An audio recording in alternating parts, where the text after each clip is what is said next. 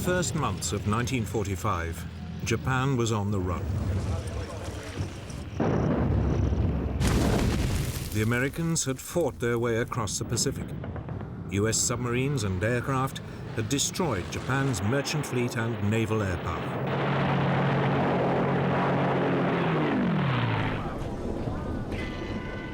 The main Japanese home islands had been cut off from vital supplies of fuel and raw materials.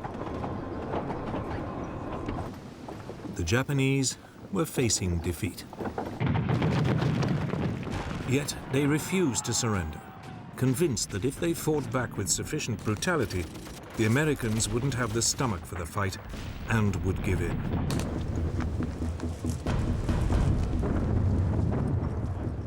Japan made clear that every move towards the home islands would be paid for in Allied blood. It presented the United States with a huge problem. How could Japan be defeated without a terrible loss of American life?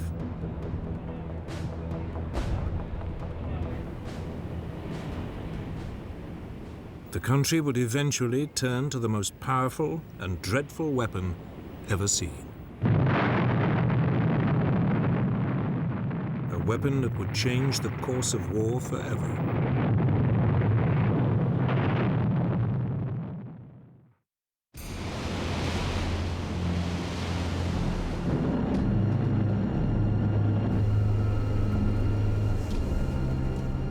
In early 1945, as US military planners considered the next move against Japan, their gaze fell on the Japanese-occupied island of Iwo Jima.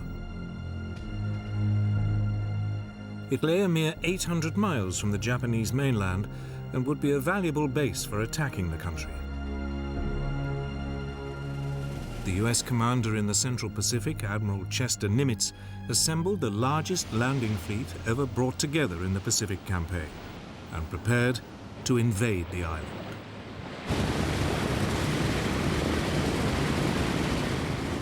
Nimitz was taking no risks. Wave after wave of American aircraft paved the way with a massive aerial bombardment.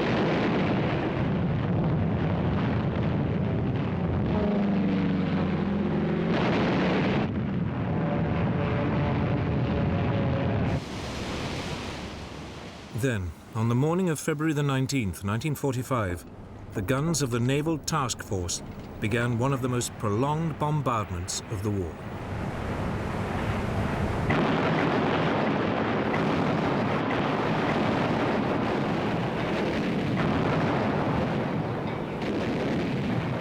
At the same time, landing craft set off for the shore.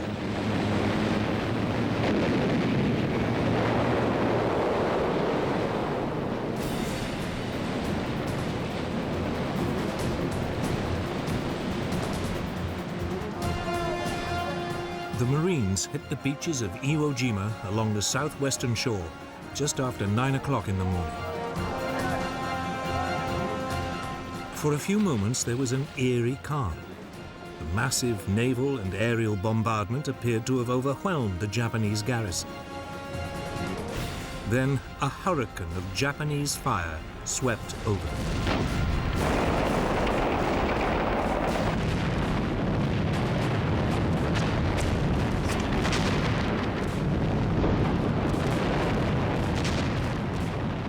General Tadamichi Kuribayashi, the Japanese commander on the island, had told his men to hold their fire until the Americans were right under their guns.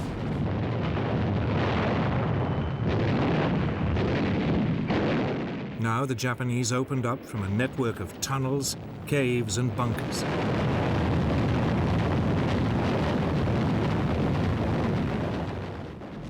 There was carnage.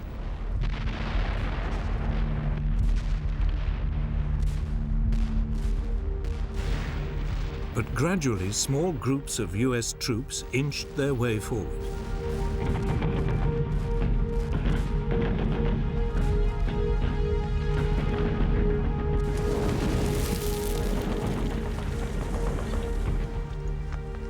Finally, by the evening, the beachhead had been secured. The task now was to capture the 550-foot-high Mount Suribachi, the heavily defended volcano that dominates Iwo Jima.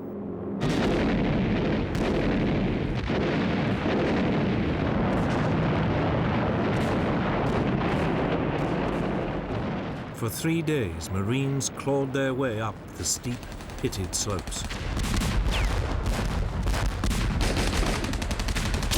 They were supported by a constant air and naval bombardment from the invasion fleet.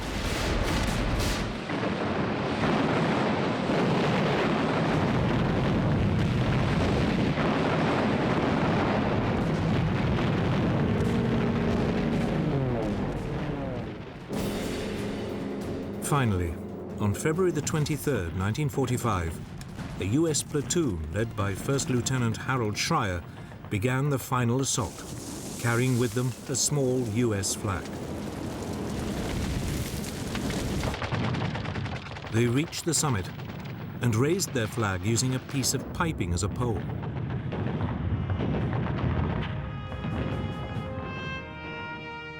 Marine Corps photographer Staff Sergeant Louis Lowery captured the scene with a few precious photographs.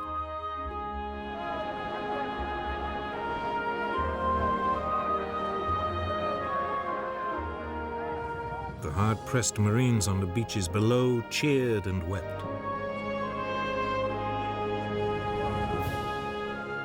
Ships sounded their whistles.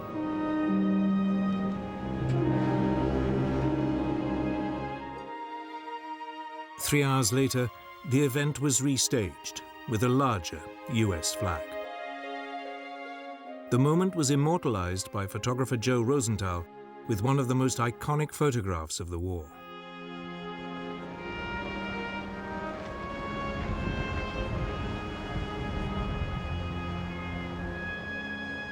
But the battle for Iwo Jima was far from over.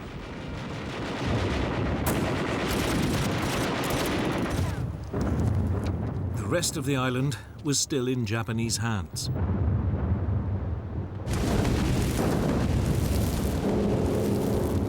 The next day, the Marines captured the first of the island's strategically vital airfields.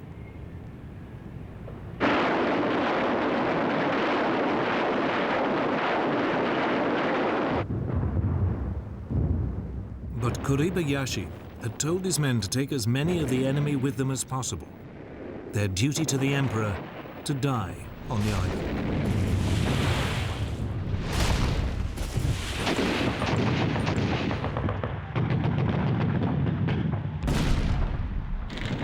It meant each assault became a bloody frontal affair.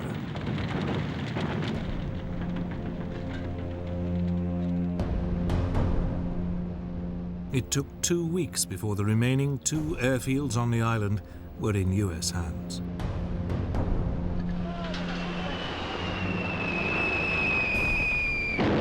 Even as the fighting continued, the US Air Force began to make use of Iwo Jima's airfields.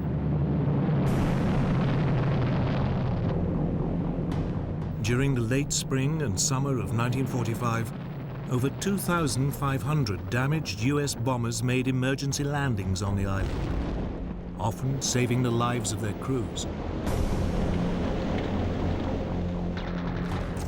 Finally, at the end of March, after some 6 weeks of ferocious fighting, the last Japanese resistance was snuffed out.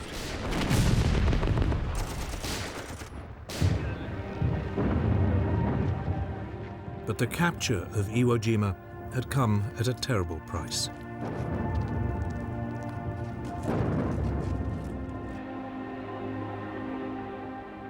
Only 200 of the 22,000-strong Japanese garrison survived.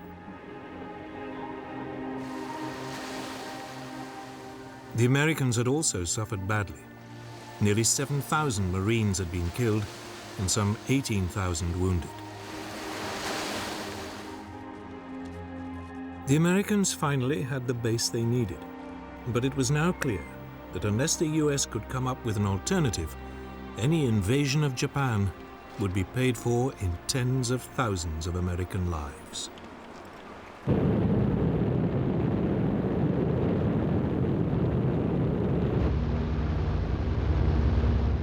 In the United States, one group of military planners had long believed there was an alternative to invading Japan. It was called strategic bombing.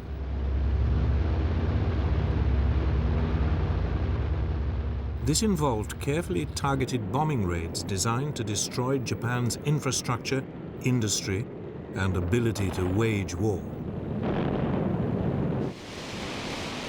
But in the first years of the Pacific War, there was a problem. Japan lay beyond the range of America's bombs. In April 1942, the US had managed to launch a one-off bombing raid on Tokyo. But it had pushed the bombers to their limits and was never a practical long-term option. Then, in early 1944, the Boeing Aircraft Corporation produced a revolutionary new heavy bomber, the B-29 Superfortress. It could carry 20,000 pounds of bombs over a range of 3,250 miles.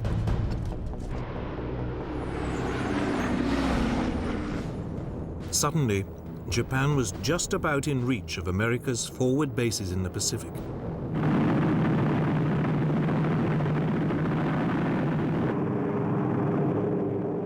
In summer 1944, 9 months before the assault on Iwo Jima, US B-29s stationed at Chengdu in southwest China began a series of strategic bombing raids on Japan. But range was still an issue.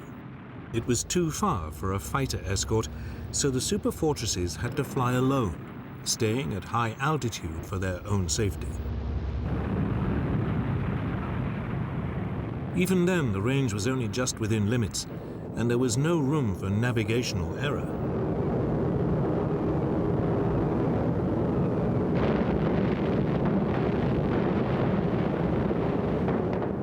Many of the bombs missed their targets.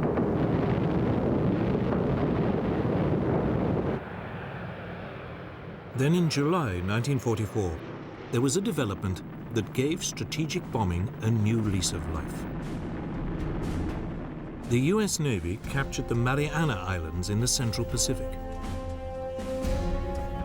They were only 1,500 miles from the Japanese homeland. This was well within the B-29's operating range.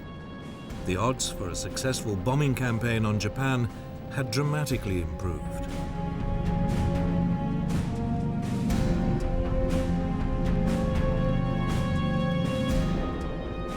On November the 24th, over 100 superfortresses took off from the Marianas. Their target, the Nakajima Aircraft Factory in Tokyo.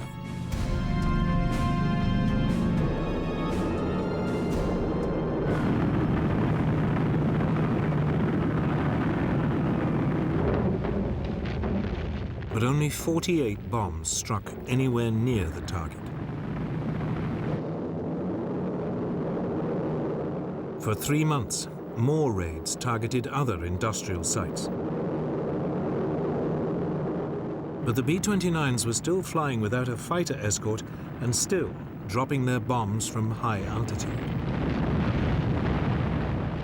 The targets were often obscured by cloud, and jet stream winds made accurate bomb aiming impossible.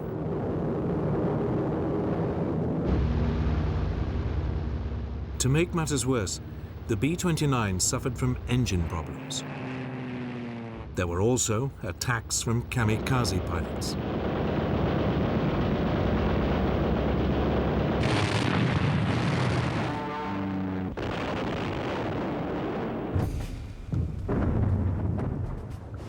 By the winter of 1944, it was clear that strategic bombing was just not working. If Japan was to be bombed into submission, the US would have to come up with something else. So it was that on December the 18th, 1944, America tried a new tactic. 84 B-29s set off from Chengdu for Japanese-occupied Hankow on the Yangtze River.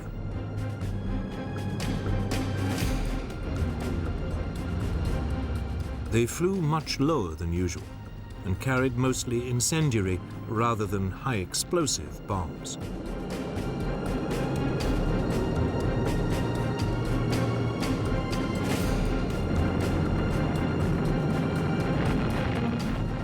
Hankow was devastated.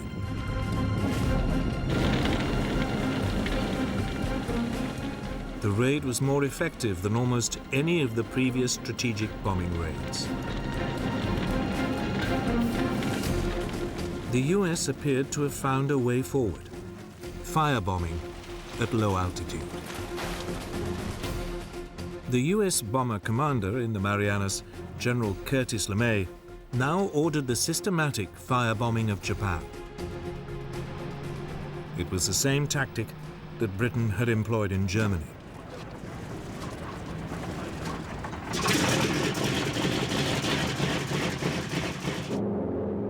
On the evening of March the 9th, 1945, Pathfinder aircraft roared over Tokyo, dropping incendiary target indicators.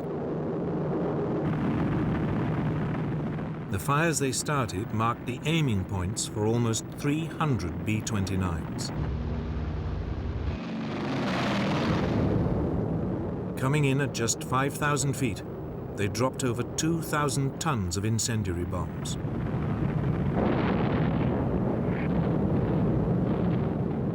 The flimsy wooden houses stood no chance. Air was sucked in, creating towering firestorms which raced faster than people could run.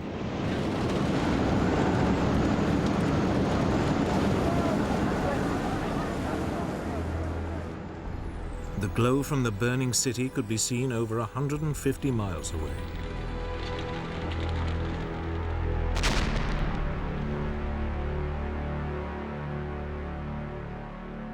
When the all clear finally sounded the following morning, 16 square miles of Tokyo had been obliterated.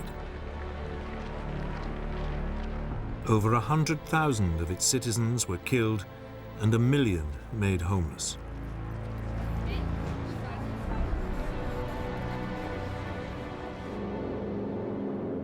Tokyo was not the only city to face this devastating new tactic.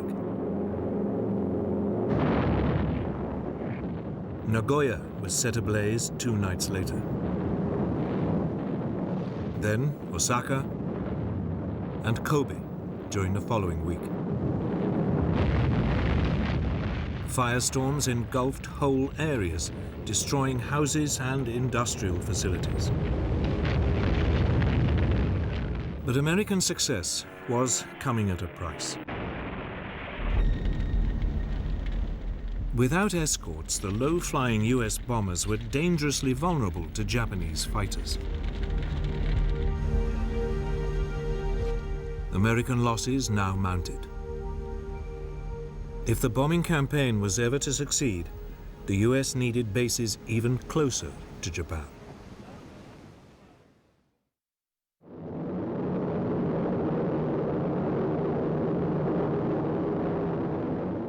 Within weeks, Iwo Jima fell. Now, at last, the US Air Force not only had a base for its bombers within easy striking distance of Japan, it could finally use its Mustang fighters to escort them.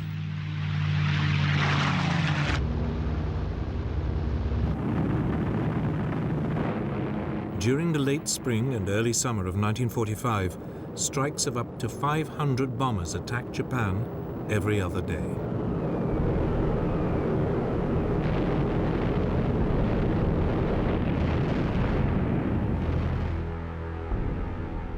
Once the largest industrial areas had been crippled, LeMay moved on to lesser targets.